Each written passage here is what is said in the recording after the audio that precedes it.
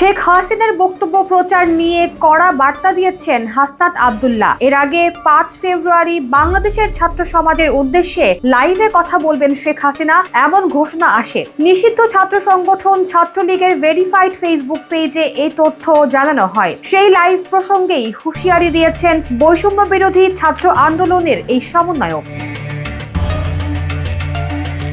Hasnat Abdullah Facebook স্ট্যাটাসে লিখেছেন, হাসিনাকে বক্তব্য প্রকাশের সুযোগ দেওয়াকে বাংলাদেশের ফ্যাসিবাদ বিরোধী জনগণের বিরুদ্ধে ভারতের যুদ্ধ হিসেবে দেখি। 4 ফেব্রুয়ারি রাতে ফেসবুকে এই বার্তা দেন তিনি।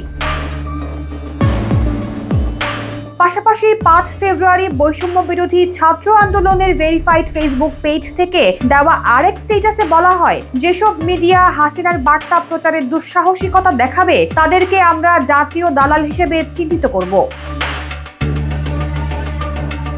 এদিকে নিষিদ্ধ ছাত্র সংগঠন ছাত্রলীগের ভেরিফাইড পেজটি ফেসবুকে আর পাওয়া যাচ্ছে না। পেজটি রিপোর্ট করে বন্ধ করে দেওয়া হয়েছে নাকি সংগঠনটি নিজেরাই আনপাবলিশড করে রেখেছে সেটি নিশ্চিত হওয়া যায়নি।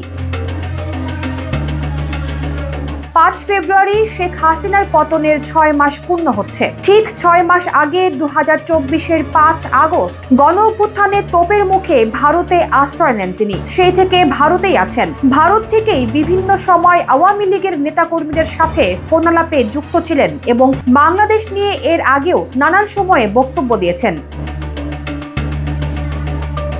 এর আগে শেখ হাসিনার বিদ্বেষমূলক বক্তব্য গণমাধ্যম, সামাজিক যোগাযোগ মাধ্যম, ফেসবুক, ইউটিউব ও এক্সে প্রচার না করতে আদেশ দিয়েছেন আন্তর্জাতিক অপরাধ ট্রাইব্যুনাল। এর মধ্যে এসব মাধ্যমে প্রকাশিত বক্তব্য অতি দ্রুত সরাতেও বলা হয়েছিল।